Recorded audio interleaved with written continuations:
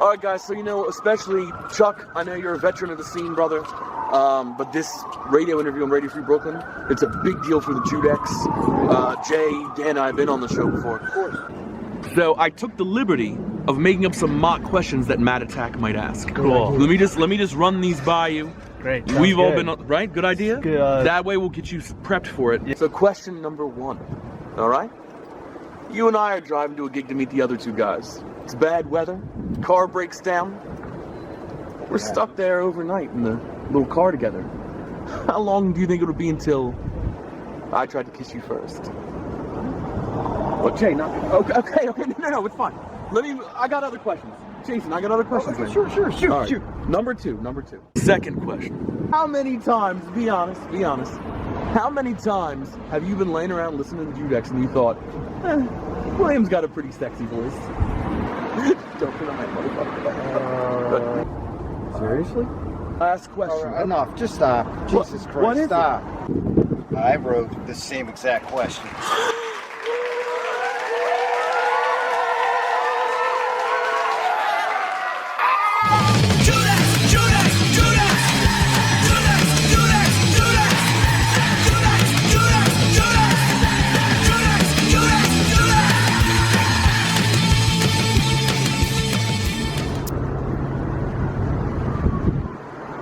Hey everyone, we are here in Brooklyn with Mad Attack of the Rodent Hour.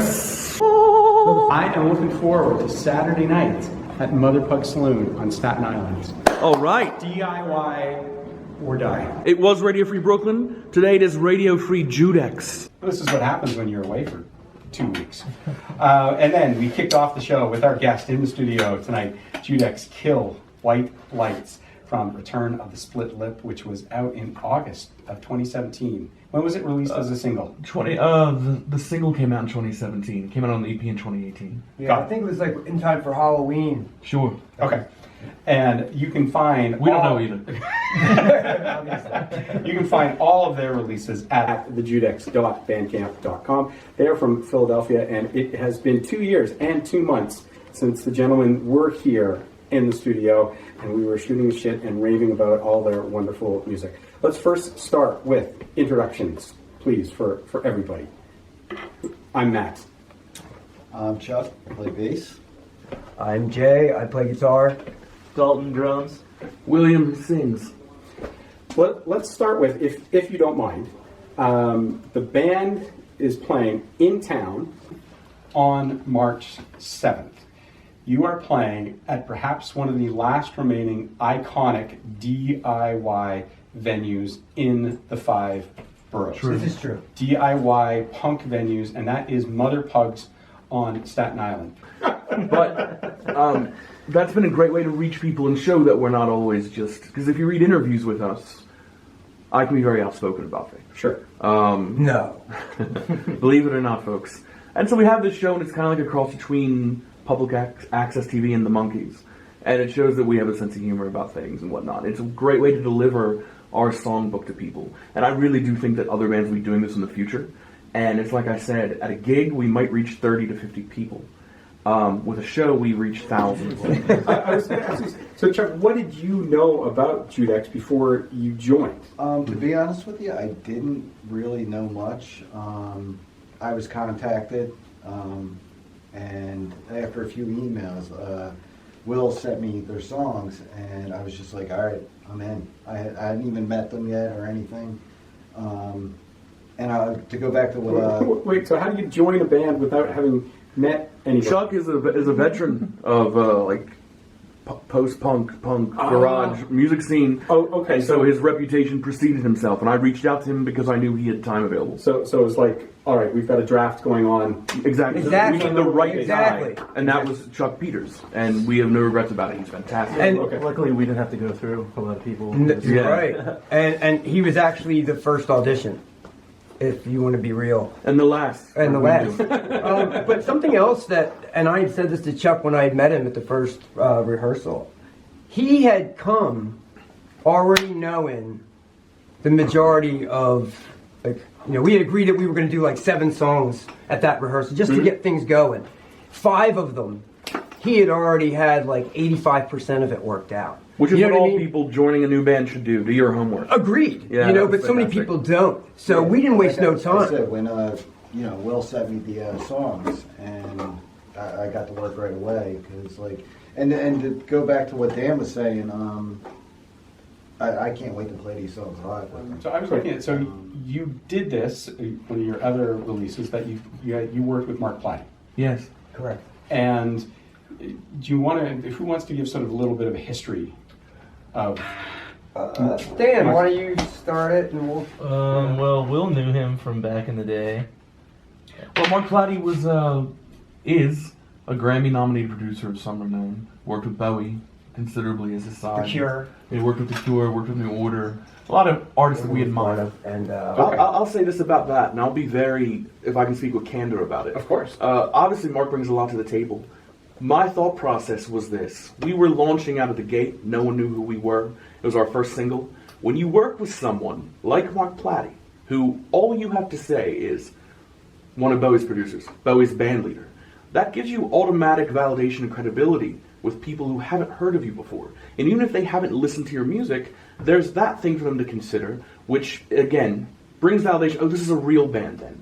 It gets your foot in the door with radio hosts sometimes, bloggers, web pages, and venues. Mm-hmm. You send them a package about yourself. You're competing, in an increasingly attention span challenged musical environment, Sure. which, as we talked about, has been diluted by gentrification, the closing of venues. It's the truth. Yes.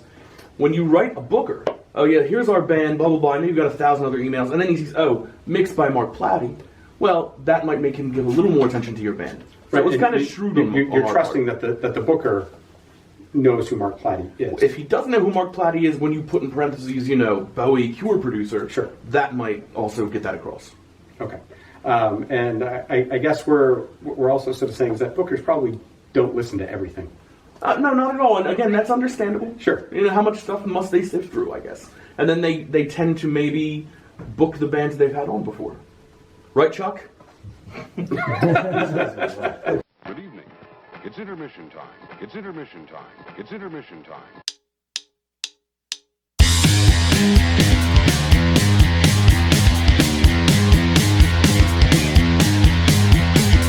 Think quick, butchers, we are not your friends. There's no vast fraternity from which we both began.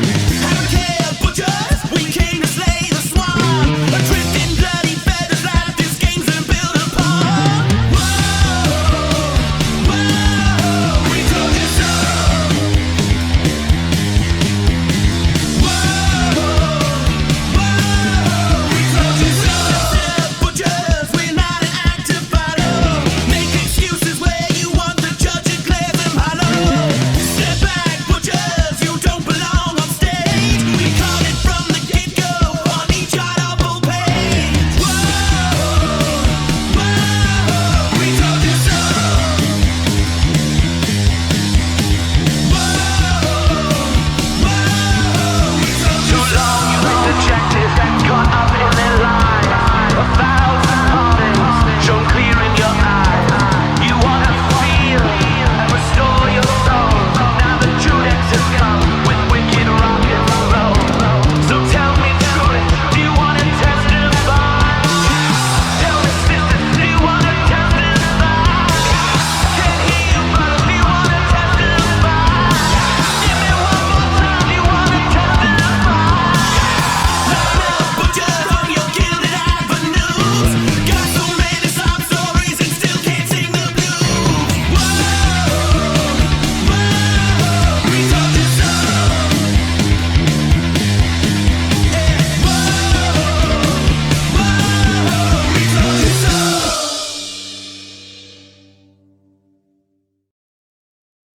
And so back to that idea of like philosophy, psychology, like that is very definite as well with you guys. Sure, and that's deliberate, and that's intentional, and we're all intense guys. And like I was telling you, I think a lot of rock and roll has been diluted because it's angst-filled and it's cynical. And, we're very soulful, and I think that it's difficult to have soul and cynicism in the same thing. I think angst is not intensity, and that's why I never really got into emo and pop punk. Besides the fact that I think there's a complete lack of black influence in that music, I think that they're really the cynical kind of, you know, self-absorbed whiningness of it. It's very different from soulful intensity. Can I, now that we have our wireless Please, working in the sure. internet, can I read you a bit from Mark? Read the whole thing. Yeah. Okay. It says, I've been working with William for a while now. Basically, he doesn't do anything halfway, which is enough for me to get on board. Okay. I 100% agree with that, and I'm sure the other guys in the band are going to agree with that. That's why you're here. I also think there's a really honest element to the Judex, and that's what I feel as well in terms of coming across. They aren't pretenders. We're trying to be smart about making music. They simply do what they do, unfettered by a lot of the usual BS that can accompany those who are trying to either fill a perceived need in some scene or who simply don't know who they are. These guys certainly do. Wow. Mark. I know, and we've got the tissues out. Well, I got to tell you that Mark is not very verbose like that in person. So to hear that, it's very Yeah, gratifying. we just heard are from Sweden. My Swedish is terrible, so let's not even go there and try it, right? But here's why the energy I connected with you guys. But the name of the song that we heard was Against All That You Are For. So I thought that kind of, like, I heard the Swedish bit and then I translated it. And then the name of the artist in Swedish is Das Schwulen Mobilar Om. Hey, that's not us. I don't know what it is. But Did you like that video? If so, please remember to hit the subscribe button. It would really help further our cause against shitty fucking hipsters, passive motherfucking enablers, and lesser bands everywhere. Thanks.